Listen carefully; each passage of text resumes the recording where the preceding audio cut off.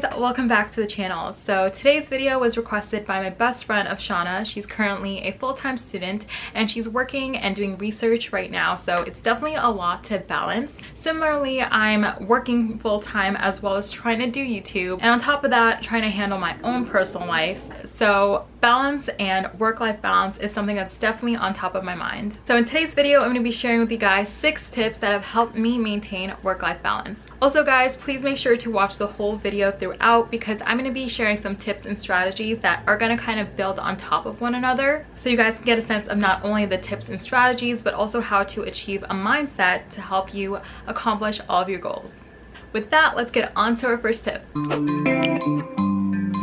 Okay, so I had to start out with this one because it is one of the key pillars of trying to achieve balance. So how exactly do we build better habits? Hint, it is not motivation, guys. A lot of people think you need some motivation to get a task or get something done, but motivation is fleeting. It doesn't last long. Motivation can last an hour to a day, but motivation is not what's going to keep you going and keep you consistent. So that's where habits come. To build a good habit, you need discipline, not motivation. Discipline will allow you to keep moving past the first day. So to build discipline, you need repetition. Studies show that it takes anywhere from 18 to 254 days to build a habit. So I know that average is very broad, but I'm going to be sharing with you what I've done to kind of tackle that spectrum. But studies also show that it takes 66 days to make a habit automatic. So for example, if you're trying to wake up at 5 a.m. every day, the theory goes that if you do it consistently for 66 days, then waking up at 5 a.m. will not be a problem at all. It'll just be automatic.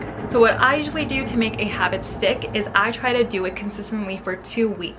So if you want to make a habit stick, just practice repetition. Like for anything, practice does make perfect. I also highly recommend reading this book. This book is called Atomic Habits by James Clear, and it's really helped me understand kind of the psychology behind how to make a habit stick. It goes into how making a habit easy and satisfactory is one of the key drivers to make a habit a habit. It's really important to know that good habits in like anything from work, life, hygiene, etc. is what differentiates a successful person from someone who is not as successful. Okay, so this tip is definitely a game changer for me. So let's say you want to exercise or read 20 pages for school, catch up on some research for work or a side project. It's possible to do all of these things if you break it down into processes and then time block. So I'll show you guys an example of this and how I incorporate time blocking into my personal life. So let's say our task is to post a video on Sunday. So breaking that down into processes, we see that the first step will be to create the video idea and to do some scripting. This will take about an hour. Next step is filming, which takes about 2 hours, maybe more. And last, editing, which takes 2 hours plus. So in total, it takes about 5 hours to complete this activity.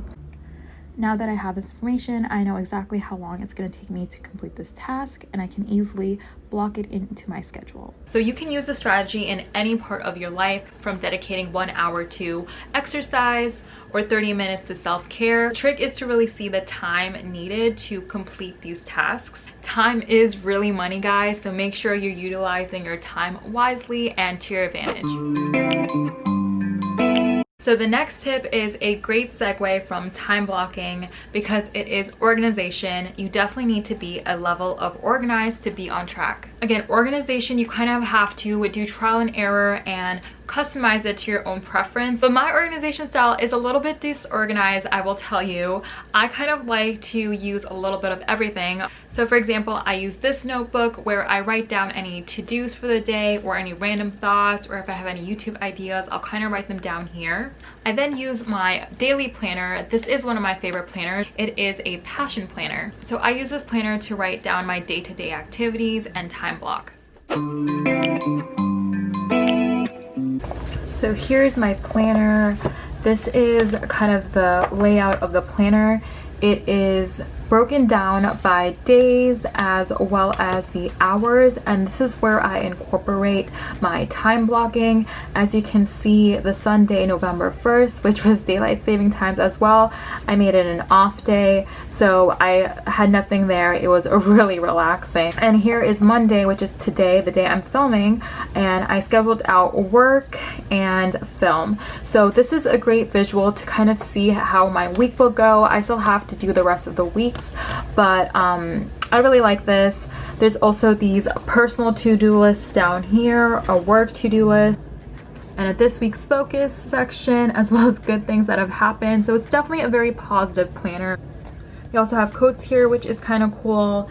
And they have this a random space for infinite possibilities, which I really like. I usually fill this out in the beginning of the week, so I still have to do this today. But the form that I mostly use to stay organized is Online Methods, and I've mentioned them before in my previous videos, but I'll kind of show you guys more how I use it. It is a free application, so I definitely recommend checking it out and seeing if it works for you. So I'm going to be talking about how I use Trello and how I use the board function. So let's see how that goes. So I kind of made a new Trello account so I can be more organized this year and play around with it. So now that I've logged on to my account, I'm going to show you guys how I create a board and how I utilize it to keep track of all the tasks that I need to do. So right now I'm going to create a board. You guys can choose like the background as well, which is kind of fun. So let's just do this body type, and I'm going to do, let's see. Okay, project 1. Okay, so here is our project. So now we have some titles we can do. So we can do needs to be done, already done, needs a follow-up. So these are just examples. Of course, you guys can customize this really according to how you want to get things done.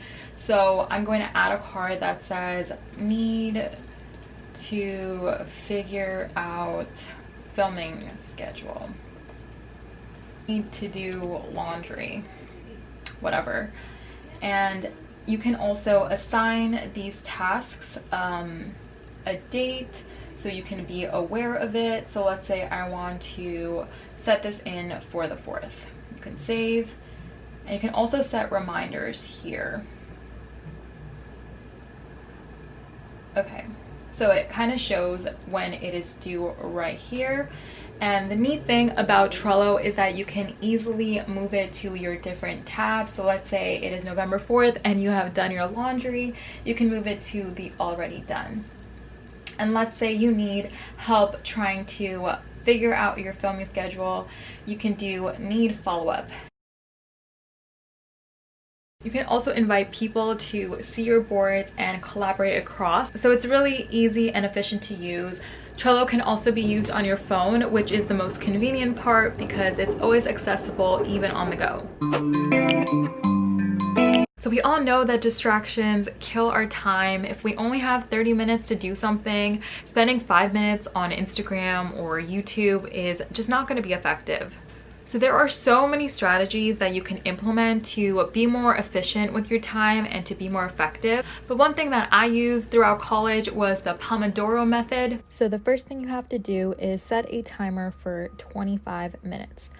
During these 25 minutes, you have to make sure you work throughout, do not have any distractions because you're going to be working up towards a break.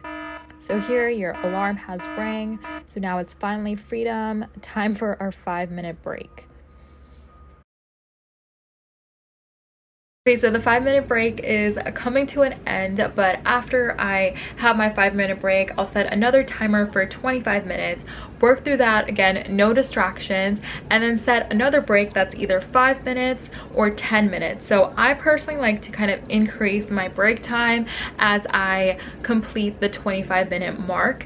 So after this 25 minutes, I'll do a 10-minute break, and then after another 25 minutes, I'll do a 15-minute break. It's kind of fun to do the Pomodoro method because you're kind of working towards something, and it also gives you a set time to do things so you don't feel like it's dragging on and you're studying for hours and hours. It gives you enough breaks so you feel rejuvenated and you have kind of the motivation and will to keep going. So let me know if you guys try this method out or have heard of it, or if this is a new method for you. I love to hear your thoughts. Tip number 5 is to keep all parts of your life separate but synergetic. This tip is very important if you actually want to achieve balance and not be stressed out while doing it. So I want you guys to think of all your responsibilities or all the important parts of your life into separate facets or buckets, like a Venn diagram, if you will. So I'll give you an example of how I use this. So in my life, I like to categorize my buckets into 3 things: work, life, and passions. So work is my corporate job and all the responsibilities that come along with that. So life includes my responsibilities as a sister, a daughter, and a friend, as well as my needs and tasks that I have for myself. So think self-care or any errands that I have to do. And lastly, passions. So this is where YouTube comes along, my social media, as well as the other passion projects that I'm working on. So I'm giving this tip to you guys because I personally used to get so overwhelmed dealing with all these things. I used to get so overwhelmed, let's say if I had a rough day at work and after work I had to, let's say, exercise or film a video, I would just get so demotivated and lack energy and be tired. And that's because I let my work life kind of bleed into my personal life and my passion. So what I do now is I keep these facets of my life separate so I don't let the struggles of one touch another. The second work is done, I switch off work mode and I move on to the next. This is kind of like a mental mind hack, if you will, where you're compartmentalizing your responsibilities. This way you can focus on multiple things without getting too overwhelmed. Okay, so this is my last tip and it is also the most important one. So you know in the other tip where I was talking about how to keep your life separate but synergetic, and if you think about a Venn diagram, all of these parts are majority separate but they're still touching and they're all connecting into one point, and that is where you and mental health comes along. So burnout is real, guys. When we're using too much of our mental and physical energy, our body does break down and that affects our mood and often causes depressive thoughts. A way to overcome burnout is to focus on your mental health and your needs. So the way that I try to avoid burnout is to set some off days. So these days are days where I literally don't do anything. I lay on the couch, watch movies, eat a bunch of food. That to me is relaxing and it really helps me reset a little bit. As I've grown older, I've realized that the way to kind of master life is to be more self-aware. Know when you need a break and know when you're feeling a lack of energy or you feel unmotivated, and try to help yourself kind of get out of that rut. Don't be too hard on yourself, guys. Like, we are not saving lives. Actually, if you're a doctor watching this, that's different, but like, you know, I always try to remind myself to not take things too seriously. Understand that Rome wasn't built in a day, so it's gonna take time to get there, and you got this. Okay guys, so that is the end of the video. I hope you guys found it interesting or helpful, and I hope you guys also learned a few things. Please also like, comment, subscribe, and hit the notification button. Again, I hope you guys have a great rest of your day, and I'll see you guys in the next video. Bye!